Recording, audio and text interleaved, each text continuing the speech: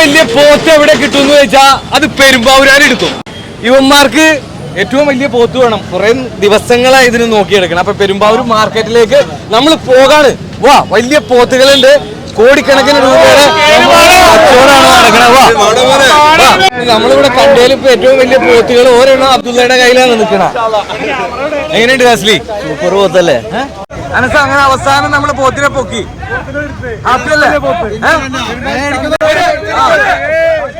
ഒന്ന് കാണിട്ടടാ പോത്തിനെ. ആ പോത്തിനെ കാണാൻ വേണ്ടി മാത്രം ആളുകൾ റോഡിൽ കൂടിയേക്കണ. ആ പോത്തിനെ കാണാൻ വേണ്ടി മാത്രമാണ് ഈ ആളുകൾ മൊത്തം ഇതിന്റെ ബാക്കിൽ തന്നെ. അതിന് മാത്രം വലിപ്പമുള്ള പോത്തായിരുന്നു. മാറമ്പള്ളിക്കാരെ സ്വന്താക്കിയേക്കാണ്. എന്താ നിങ്ങൾ പേരിട്ടെ? ആഹാ, ഇനി മാറമ്പള്ളിക്കാരുടെ സ്വന്തം സിക്കന്ദർ. ഒരു കയ്യോടു കൂടി അവൻ ആ പേര് സ്വീകരിക്കട്ടെ.